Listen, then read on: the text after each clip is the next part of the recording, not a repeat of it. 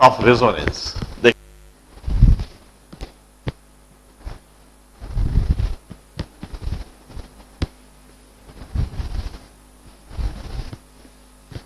First of all, what is resonance? हम resonance को समझने की कोशिश करते हैं और रेजोनेंस को समझने के लिए the best compound is benzene. Generally resonance energy की जब चलती है तो बेंजीन पर ही प्रॉब्लम दिया जाता है।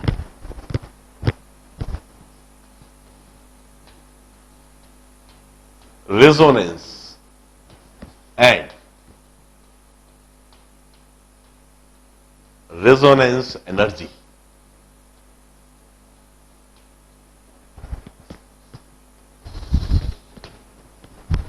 देखिए,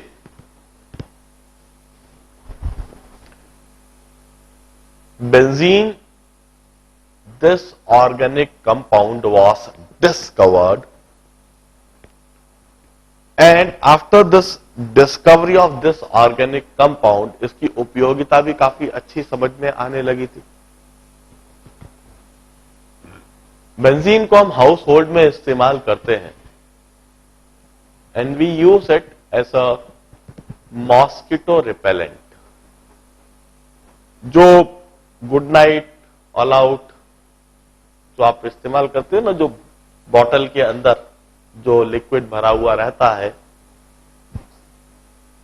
in that liquid one of the component is benzene. In fact benzene is a very good repellent for mosquitoes. Mosquitoes इससे डर के भागते हैं।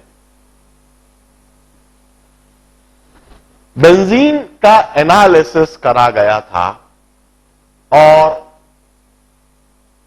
एक्सपेरिमेंट से यह बात समझ में आ चुकी थी कि बेंजीन का एम्पिरिकल फॉर्मूला CH है।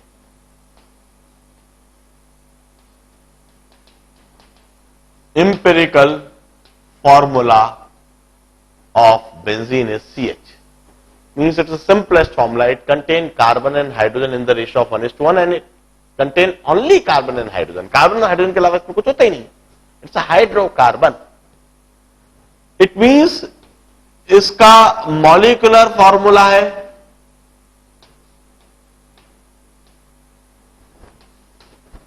CH whole N और CN HN। यह बात भी समझ में आ चुकी थी। बेंजीन के साथ एक्सपेरिमेंट करके यह बात डिटरमाइन हो गई कि इसका मॉलिक्यूलर वेट होता है 78। यह भी एक्सपेरिमेंट के द्वारा समझ में आ गया। ये जो कंपाउंड है, ऑर्गेनिक कंपाउंड है, जो हाइड्रोकार्बन है, इसका मॉलिक्यूलर वेट 78 है। So experiment, so laboratory experiment, it was also determined. After all this determination, 12 plus 1 into n, that must be equal to 78. It implies that n must be equal to 6. और यह बात समझ में आ गया कि its exact molecular formula is C6H6 for benzene. यह बात भी समझ में आ चुकी थी।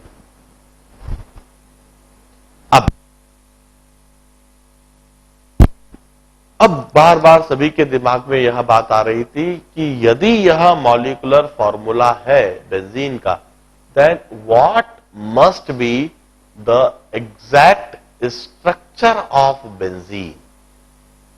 बेंजीन का एग्जैक्ट स्ट्रक्चर क्या होना चाहिए?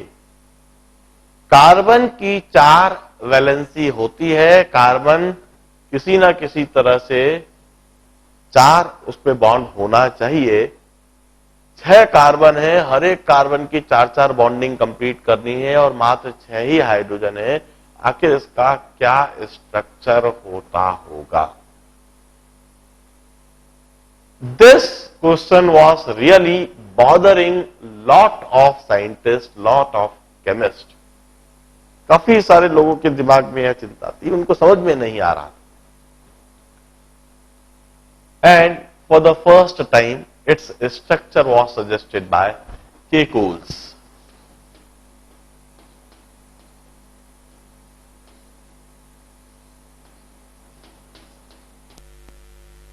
Structure of benzene. Kekulé, who was almost a completely paralyzed person, उसकी दोनों टांगे पैरालाइज्ड थी, वो एक बेड क्रीपर था, सिर्फ बिस्तर पर ही पड़ा रहता था और बिस्तर पर ही रहते हुए जो पढ़ाई कर सकता था वैसा करता था। And one night he dreamt of a snake. उसने एक रात को सांप का सपना देखा। सांप कुंडली मारे हुए बैठे हुए था और अपने उस सपने से घबराया होगा या इंस्पायर हुआ होगा। बट जैसे ही वह जागा, अपने सपने को रिकॉल करा, उसके दिमाग में यह विचार आया कि माइट बी बेंजीन में कार्बन एक रिंग बनाकर, एक चेन बनाकर सांप जैसे कुंडली मारकर बैठा रहता है, ऐसे ही बेंजीन में भी कार्बन एक दूसरे के साथ कुंडली मार के बैठे हुए होंगे, एक चेन रिंग बना रहे होंगे।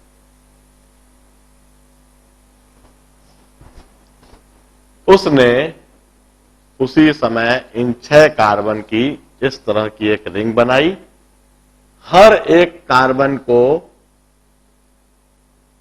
एक कार्बन के साथ एक सिंगल बॉन्ड और एक डबल बॉन्ड इस तरह से लगाया, ऑल्टरनेट सिंगल और डबल बॉन्ड, और हर एक कार्बन के साथ एक हाइड्रोजन इस तरह से लगा दी।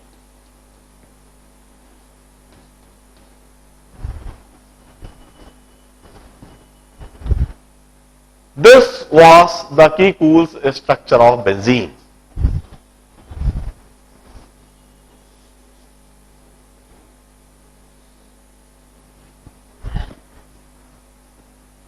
इस स्ट्रक्चर में सभी कार्बन के 4 वैलेंसी वह भी सेटिस्फाई होती दिख रही है।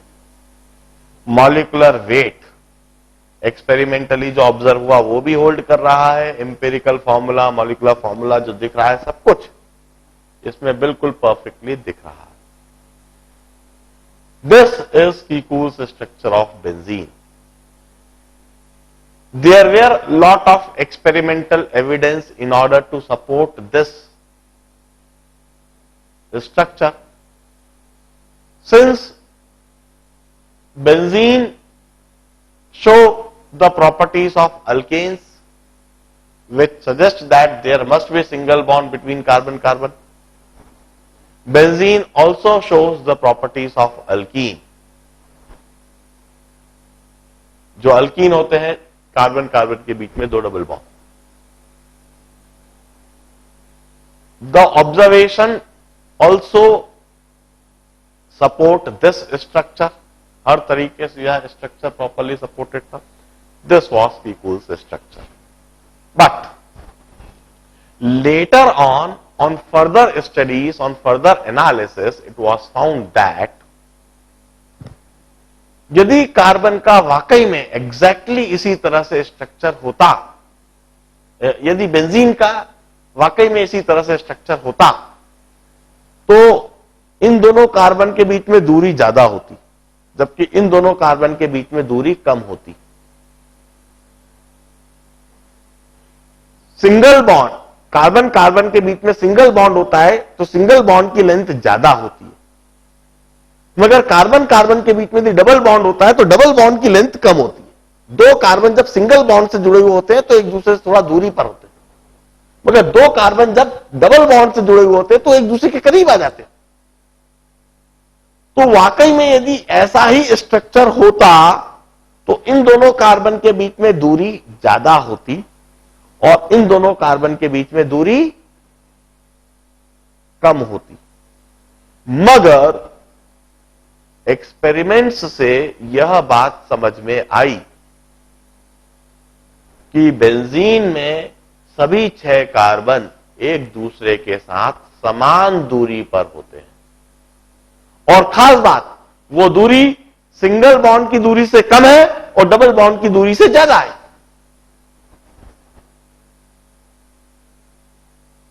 मतलब इन दोनों कार्बन के बीच की दूरी सिंगल बॉन्ड और डबल बॉन्ड के बीच में, इन दोनों कार्बन के बीच की दूरी सिंगल बॉन्ड और डबल बॉन्ड के बीच में।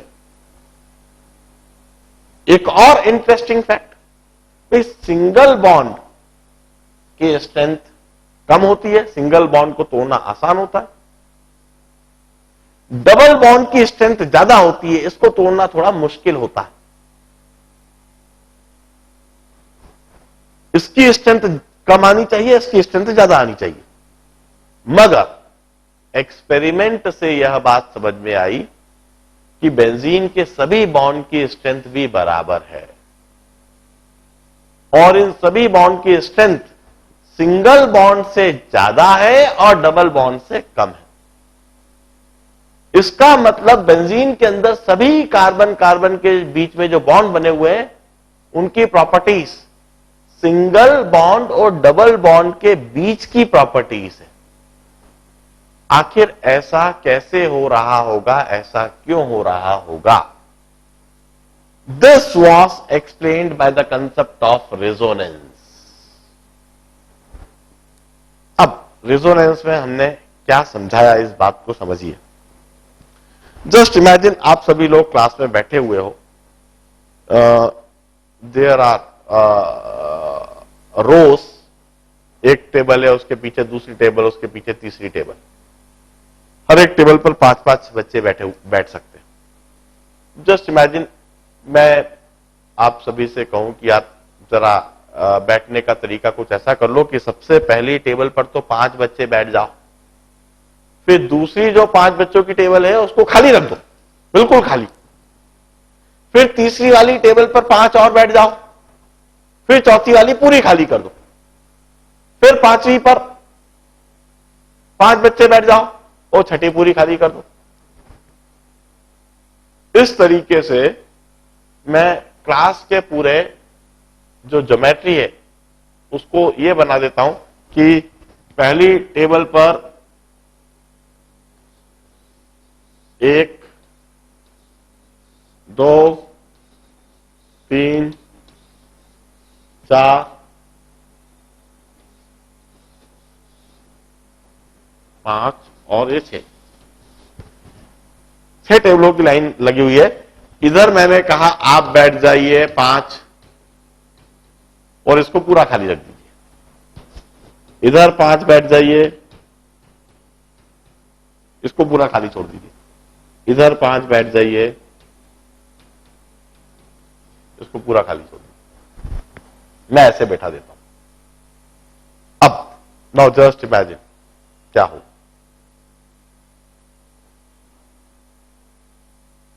मैंने क्लास ब्रेक कर दी, आपको फ्री छोड़ दिया और फ्री छोड़ने के बाद में अगले टीचर क्लास लेने आ गए। जब अगला टीचर क्लास लेने आएगा तो क्या आप वाकई में उसको ऐसे ही बैठे हुए मिलोगे? कभी नहीं। It's a spontaneous phenomena. इस तरीके से मैंने आपको जोर जबरदस्ती के साथ बैठा जरूर दिया, मगर जैसे ही वो मेरा प्रेशर खत्म हुआ, आपको बीच में ब्रेक मिला और दूसरा टीचर आया, उस दौरान आप सभी रीशफल हो जाओगे। इस जगह पर 5 बैठे हुए, इसमें से कोई 2 या 3 उठेंगे। इट डिपेंड्स अपनी दोस्ती यारी के अनुसार, भाई जिसके साथ में बैठना है, मगर 2 या 3 इधर आकर बैठ जाएंगे। कहेंगे ये पूरी इतनी 5-5 एक बैठे हैं, इस पर खाली रहे, इसके बजाय कुछ इधर आ जाए। इस जगह पर भी ऐसा ही होगा। सभी लोग कंफर्टेबली बैठना पसंद करेंगे। इधर भी कुछ इसी तरह का फिनोमेना हो जाएगा और फ्री छोड़ देने पर क्लास में जो डिस्ट्रीब्यूशन है वह रीडिस्ट्रीब्यूशन होगा और एक यूनिफॉर्म डिस्ट्रीब्यूशन इस तरह से हो जाएगा। ये एक स्पॉन्टेनियस फिनोमेना होता है। ये सिर्फ आप ही नहीं, किसी भी जगह पर यदि बच्चे फ्रीली बैठेंगे, उनको फ्री छोड़ दिया जाएगा, तो इस तरह का फिनोमेना होना है। मैं यह इसलिए बता रहा हूं कि कुछ ऐसा ही फिनोमेना इधर हो रहा है।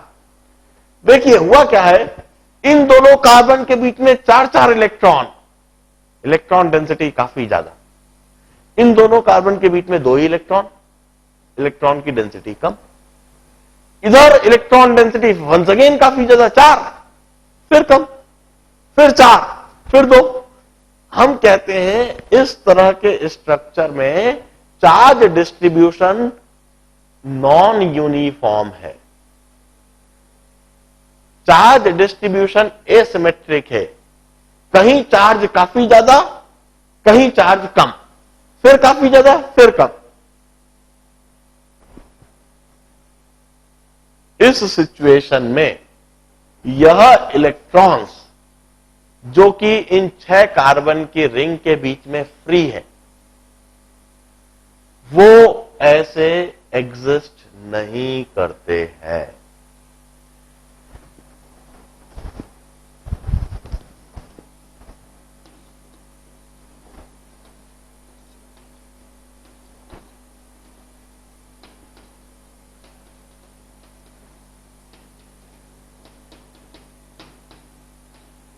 जो सिग्मा बॉन्ड से जुड़े हुए कार्बन है वो तो मूव नहीं कर सकते, मगर ये जो पाई बॉन्ड से, डबल बॉन्ड में एक सिग्मा बॉन्ड है, एक पाई बॉन्ड है, पाई बॉन्ड से जुड़े हुए जो इलेक्ट्रॉन्स है, which are loosely bonded electron, sigma bond के बीच में 2 इलेक्ट्रॉन जो होते हैं वो तो टाइटली बंधे हुए होते हैं, वो कहीं नहीं हिल सकते, वो कहीं नहीं जा सकते। मगर जो डबल बॉन्ड है और जो दूसरा बॉन्ड है जो कि पाई बॉन्ड है, उस बॉन्ड से बंधे हुए 2 इलेक्ट्रॉन जिनको हम लूजली बॉन्डेड कहते हैं, वह पाई इलेक्ट्रॉन्स, इधर के 2, इधर के 2, इधर के 2, इस तरह से 6 इलेक्ट्रॉन अपनी जगह पर, इस जगह पर बंधे रहने के बजाय वह पूरे कार्बन के बीच में, इन 6 कार्बन के बीच में फैल जाते हैं और वह यूनिफॉर्मली फैल जाते हैं। इस तरह से एसिमेट्रिक पाई इलेक्ट्रॉन क्लाउड्स के फैल जाने को ही, इसी फिनोमेना को हम रेजोनेंस कहते हैं। हम कहते हैं बेंजीन का, थोड़ा एक और बार अच्छी तरह से बना देता हूं इसको मैं,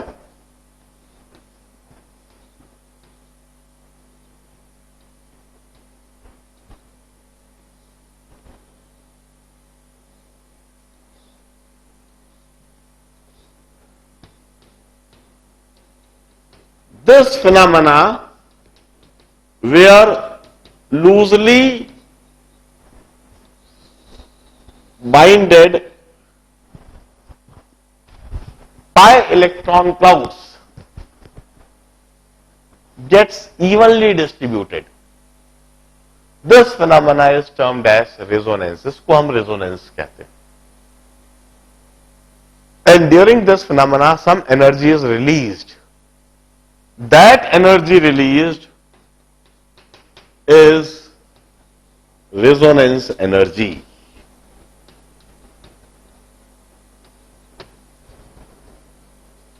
इस फिनोमेना के दौरान whatever energy is released, that is resonance energy.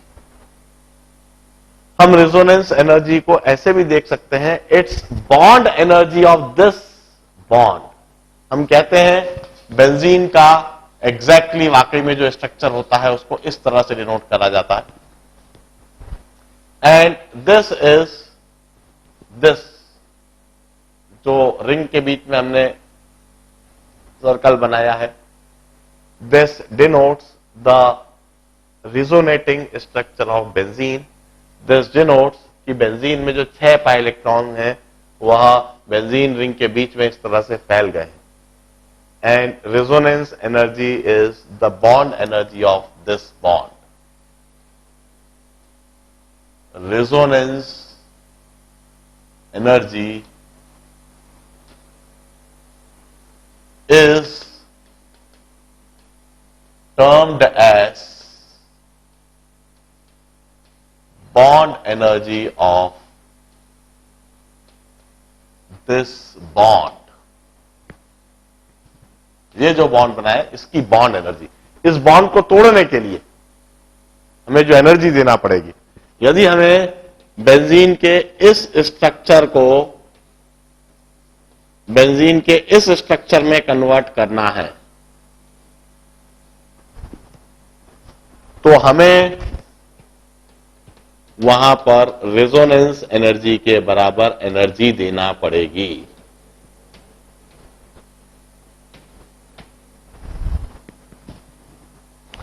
This is resonance energy. Generally resonance energy पर जब भी प्रॉब्लम आएगा तो चर्चा बेंजीन की ही होगी.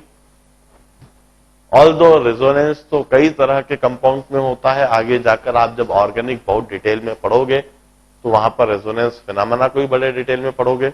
मगर थर्मोकेमिस्ट्री में यदि रेजोनेंस एनर्जी पर कोई प्रॉब्लम आता है तो वह रेफरिंग टू बेंजीन ही होगा. Once again, resonance phenomena is not associated only with benzene. ये कई सारे कंपाउंड्स के साथ में, मगर प्रॉब्लम बेंजीन पर आता है. This is resonance and resonance energy. मैं इसी समय इसे और भी समझाने के लिए एक छोटा सा सिचुएशन, एक छोटा सा आर्टिकल देता हूं, प्रॉब्लम करने के लिए देता हूं, उसको आप करो. Let me right a reaction.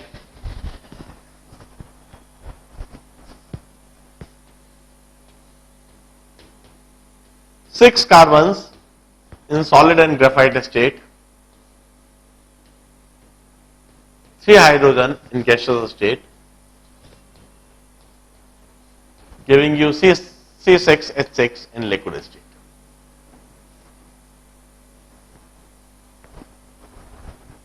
Observe this reaction carefully. Now tell me, इस reaction को आप क्या कहोगे? What you will call this reaction as? इस रिएक्शन को आप कहोगे क्या?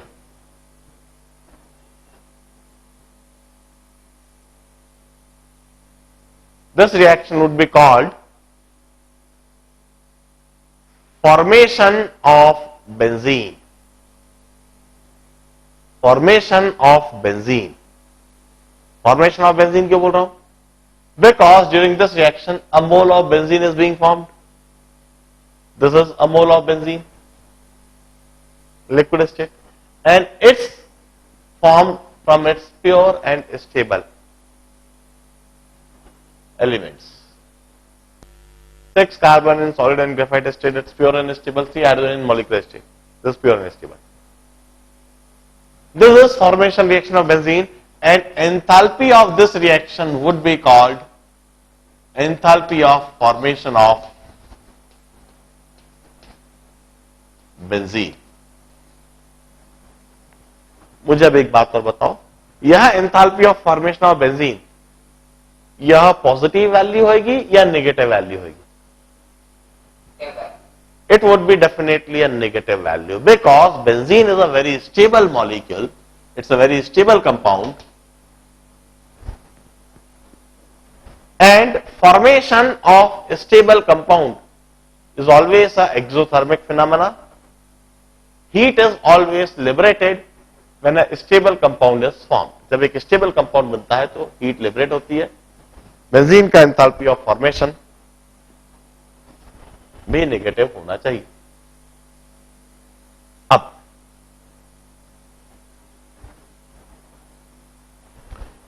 मेरा जो सवाल है, can you right enthalpy of this reaction in terms of bond energy? Right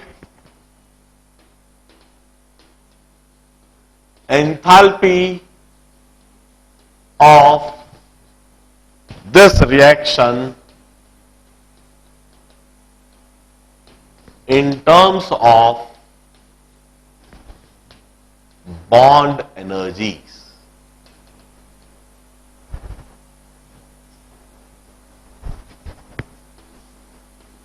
मैं कंसेप्ट बता दूं, enthalpy of any reaction is written as summation of bond energy of reactant minus summation of bond energy of product.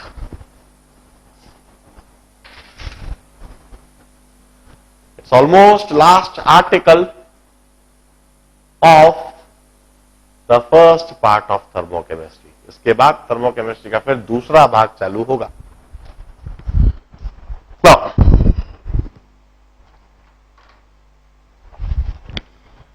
मैं इस problem को समझाता हूं. Like understanding a problem is a main challenge. सबसे पहले तो आपको यह बात समझनी है कि मैंने दिया क्या है और पूछा क्या है. ऑल्दो जो मैंने आपको दिया है इसके पहले के लेक्चर्स में मैं करवा चुका हूं. जब मैंने बॉन्ड एनर्जी का कंसेप्ट समझाया था तो एक रिएक्शन लिखी थी H2 + Cl2 give you 2HCl. और फिर मैंने कहा था कि इस रिएक्शन की एंथैल्पी को हम बॉन्ड एनर्जी के टर्म्स में कैसे लिखेंगे. फिर मैंने एंथैल्पी ऑफ वेपोराइजेशन जब समझाया. देखिए एंथैल्पी ऑफ वेपोराइजेशन जब मैं समझा रहा था तो उस समय भी मैंने एक रिएक्शन लिखी थी H2 + ½ O2 give you H2O. मैंने कहा था इस रिएक्शन की एंथैल्पी को हम बॉन्ड एनर्जी के टर्म्स में कैसे लिखेंगे और वहां मैंने लिखना सिखाया. फिर मैंने एक और बात यही चीज पूछी. मैं जब एंथैल्पी ऑफ सब्लिमेशन समझा रहा था, फिर जस्ट टर्न करके देखिए एंथैल्पी ऑफ सब्लिमेशन जब समझा रहा था, फिर मैंने एक और रिएक्शन दी और पूछा C + O2 give you CO2. इस रिएक्शन की एंथैल्पी को बॉन्ड एनर्जी के टर्म्स में लिखिए. हर बार मैंने इस कंसेप्ट को इलस्ट्रेट करा. Enthalpy of any reaction is summation of bond energy of reactant minus summation of bond energy of product. इसको लिखने का तरीका बताया और इसको लिखते समय बॉन्ड एनर्जीज कैसे देखा जाना यह बात समझाई. मैं दोबारा इस प्रॉब्लम के माध्यम से उसी कंसेप्ट को समझाता हूं. ऑल्दो इधर काफी सारी बातें हमें सोचना होगी. सबसे पहली बात, इस रिएक्शन की एंथैल्पी जिसे हम enthalpy of formation of benzene कह रहे हैं, this equal to summation of bond energy of reactant. Reactant में है ग्रेफाइट और हाइड्रोजन. सबसे पहले मुझे बताओ कि क्या ग्रेफाइट के पास कोई बॉन्ड एनर्जी है? 6 carbon in solid state and graphite state. क्या 6C in solid and graphite state, क्या इसके पास कोई बॉन्ड एनर्जी है? क्या इसमें कोई बॉन्ड है? हाँ या ना? सर. आप एक बात सोचिए कौस्तभ, आपने नो नो ना कहा है, जरा ध्यान से सोचिए. क्या कार्बन जब सॉलिड और ग्रेफाइट स्टेट में है तो इसमें कोई बॉन्ड नहीं है? अभी आप ना कह रहे थे. हम कहते हैं जब कोई सब्सटेंस सॉलिड स्टेट में है तो सॉलिड स्टेट में इसीलिए है क्योंकि उसके अंदर स्ट्रॉन्ग बॉन्ड है. यहां पर हर एक कार्बन 3 कार्बन के साथ स्ट्रॉन्ग बॉन्ड के साथ जुड़ा हुआ है, इसीलिए वह सॉलिड स्टेट में है. इधर ढेर सारे बॉन्ड हैं और उन ढेर सारे बॉन्ड की ढेर सारी बॉन्ड एनर्जी है. क्या अब आप मुझे बताएंगे 6 carbon in solid state in graphite state, यदि इसमें बॉन्ड है तो उस बॉन्ड की एनर्जी क्या है? देखिए एंथैल्पी ऑफ सब्लिमेशन को बड़े ध्यान से एक और बार रिवाइज कीजिए. एंथैल्पी ऑफ सब्लिमेशन को, एंथैल्पी ऑफ सब्लिमेशन में हमने यही तो बताया था कि जब हम सॉलिड ग्रेफाइट को सब्लिमेट करते हैं, सॉलिड ग्रेफाइट को गैस में कन्वर्ट करते हैं, इस रिएक्शन की एंथैल्पी को हम एंथैल्पी ऑफ सब्लिमेशन कहते हैं. It's in fact bond energy of graphite.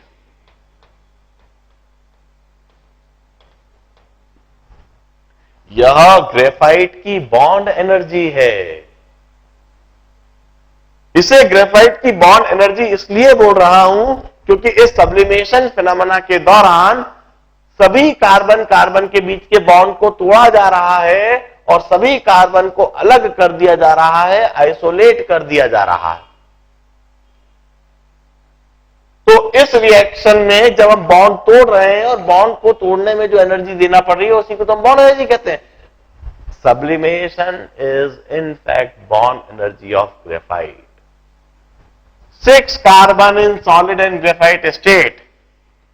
इसके पास जो बॉन्ड एनर्जी है that is 6 times enthalpy of sublimation of graphite. This is bond energy of 6 carbon in solid and graphite state. अब 3s2 इसके पास कितनी bond energy है? इधर HH bond है, it's 3 times bond energy of HH bond.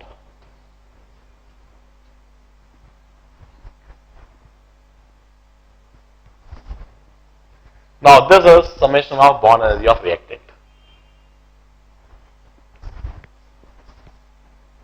Minus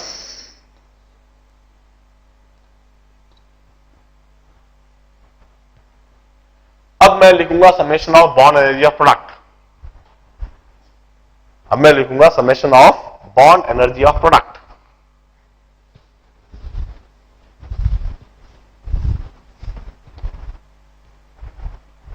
देखिए product में benzene. अब जरा सोचिए बेंजीन में कौन कौन से बॉन्ड है. सबसे पहले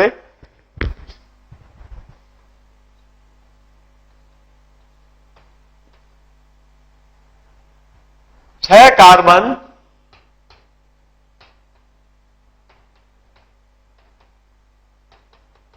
छह हाइड्रोजन से जुड़े हुए. 6 times bond energy of CH.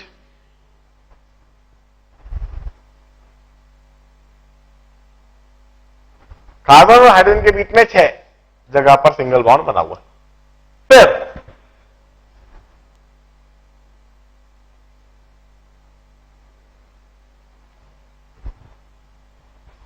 Alternate तरीके से 3 जगह पर C सिंगल बॉन्ड C है, plus 3 times bond energy of C single bond C. और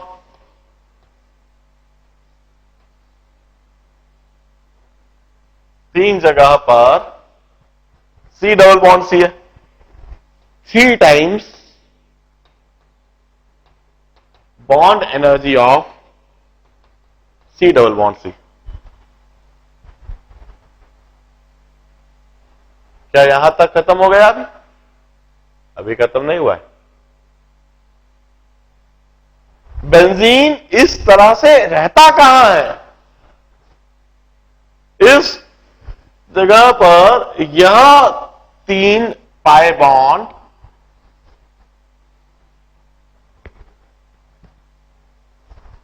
इस तरह से आपस में जुड़कर एक और बॉन्डिंग बना लेते हैं जिसको हम कह सकते हैं बॉन्ड ड्यू टू रेजोनेंस, जो अभी भी हमने समझाया. इसकी एनर्जी जो है दैट इज रेजोनेंस एनर्जी. ये जो बेंजीन का बॉन्ड बना दिस इज रेजोनेंस एनर्जी.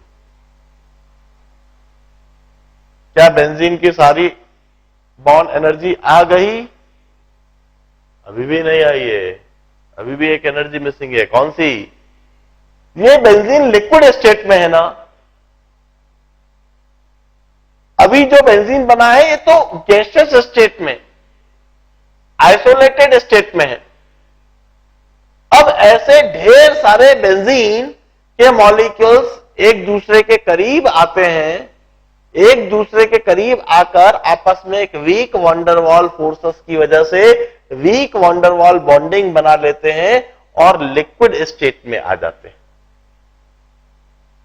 इस तरह से हर एक बेंजीन दूसरे बेंजीन से जुड़ा हुआ होता है। एक बेंजीन मॉलिक्यूल दूसरे बेंजीन मॉलिक्यूल के साथ एक वीक वंडरवॉल बॉन्डिंग की वजह से जुड़ा हुआ है, जिसकी वजह से वो लिक्विड स्टेट में है। और उस बॉन्ड की भी एनर्जी है, और उस बॉन्ड की एनर्जी को हमने कहा है enthalpy of vaporisation of benzene.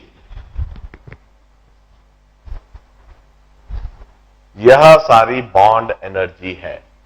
कोई सॉलिड स्टेट में है तो सॉलिड स्टेट में होने की वजह से भी कुछ बॉन्ड एनर्जी है। यह गैसियस स्टेट में है तो इधर तो सिर्फ बॉन्ड एनर्जी सीधी सीधी दिख रही है, जबकि ये जो बेंजीन लिक्विड स्टेट में है इसमें देखिए 6 times bond energy of CH bond, 3 times bond energy of CC bond, 3 times bond energy of C double bond C bond. ये सारे बॉन्ड तो सभी को दिखते हैं। रेजोनेंस कंसेप्ट जिसने समझ रखा है उसको एक रेजोनेंस की वजह से बना हुआ बॉन्ड दिखेगा। और जो इस बात को समझ जाएगा कि ये बेंजीन लिक्विड स्टेट में है, तो लिक्विड स्टेट में यदि है तो एक बेंजीन दूसरे बेंजीन के साथ भी बॉन्ड बना के रह रहा है, और उसकी जो एनर्जी है वो एंथैल्पी ऑफ वेपोराइजेशन। इस तरीके से हम इस रिएक्शन की एंथैल्पी को बॉन्ड एनर्जी के टर्म्स में और ऐसे लिखेंगे। Now that's all regarding the first part of this chapter thermochemistry. इसी के साथ थर्मोकेमिस्ट्री का यह पहला भाग जो था, इसमें कंसेप्ट पोर्शन यह समाप्त हुआ। ध्यान रहे, मैंने प्रॉब्लम्स सॉल्व नहीं करना है, मगर प्रॉब्लम को सॉल्व करने के लिए अप्लाई होने वाले सारे कंसेप्ट बड़े एलाबोरेट में क्लास में बताए। Now based on all this concept and fundamentals, based on all this theory, you should start solving the study package. आपको स्टडी पैकेज को थॉरोली सॉल्व करने लगना चाहिए। टुडे इज मंडे, मैं आपको 6 दिन का समय दे देता हूं। जितना उस पैकेज पर अटेम्प्ट लगा सकते हो लगा लो। On Sunday morning 9:30 AM will discuss that package, will discuss your doubt. आप उसमें जो प्रॉब्लम फॉर प्रैक्टिस पार्ट है उसको अटेम्प्ट लगाओ। ध्यान रहे, यदि इन प्रॉब्लम्स को करने में आपको पहली बार में तकलीफ आ रही है, आपको जो स्मूथनेस है वो नहीं बन पा रही है, जो फ्लो है वह नहीं बन पा रहा है, तो instead of cribbing, instead of बिल्कुल रुक जाने के बजाय, थमने के बजाय, बेटर रेफर अ बुक। आप कोई सी भी रेफरेंस बुक उठा लो, आइदर कॉम्प्रहेंसिव और मॉडर्न ABC और प्रदीप, जो बुक आपको ठीक लगती है वह बुक उठा लो, और उस बुक में से कुछ सॉल्व्ड प्रॉब्लम्स, कुछ इलस्ट्रेटिव प्रॉब्लम्स कर लो। आप 7-8 प्रॉब्लम्स, सॉल्व्ड प्रॉब्लम्स जब देख लोगे तो आपकी स्टडी पैकेज के साथ में स्मूथनेस बन जाएगी, फिर आपसे प्रॉब्लम्स बनने लगेंगे। मगर थोड़ी मेहनत करना पड़ेगी। बिना मेहनत करे आप इस तरह के पैकेज के प्रॉब्लम्स को एकदम से सॉल्व करने लगे, इतना आसान नहीं है। आप पुट योर एफर्ट्स, हार मत मानो। आपको जब पैकेज करोगे तो आई एम श्योर आप एकदम से स्मूथली तो प्रॉब्लम नहीं कर पाओगे। It's not that easy package. आप पहले रेफरेंस बुक से 8, 10, 12 सवाल सॉल्व प्रॉब्लम कर लो, फिर उसके बाद में उस पैकेज को करना चालू करो। 6 दिन तक आपने पूरे एफर्ट्स लगाओ। Sunday 9:30 AM I will discuss your doubts. आप जो प्रॉब्लम्स कहोगे मैं उन प्रॉब्लम्स को पढ़ना सिखाऊंगा, किस तरह से डेटा को समझते हैं, एब्जॉर्ब करते हैं, किस तरह से कंसेप्ट और फंडामेंटल डेवलप करते हैं, किस तरह से प्रॉब्लम को अटैक करते हैं, किस तरह से सॉल्व करते हैं, और फाइनली किस तरह से आंसर को कंक्लूड करते हैं। और finally it's not only solving the numerical problems, it's about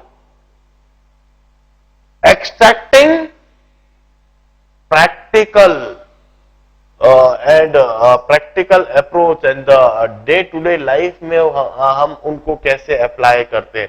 See, this chapter is completely a very much practical chapter which we apply in our day to day life. खाना बनाते समय, रसोई में gas जलाते समय, सांस लेते समय, ड्यूरिंग अवर मेटाबॉलिक प्रोसेस, भोजन करते समय, ग्लूकोज की बोतल चलाते समय, अल्कोहल कंज्यूम करते समय, हर तरह के जो प्रोसेस हमारे डे टू डे लाइफ में आसपास जो चल रहे हैं, उन्हीं से रिलेटेड यह चैप्टर है, उन्हीं से रिलेटेड न्यूमेरिकल प्रॉब्लम्स आप स्टडी पैकेज में देख रहे हो. It's not simply solving them, it's not simply getting the answer, it's understanding their application in our day to day life. मैं अल्टीमेटली उन चीजों को समझाऊंगा और अपने एफर्ट सारे लगा लो. एनीवे, यह काम तो मैं संडे को कर रहा हूं. परसों मैं इस चैप्टर का दूसरा part, second law of thermodynamics, spontaneity criterion, वह सब चीज समझाना चालू करूंगा. आज के दिन इतना ही. Goodbye, good night.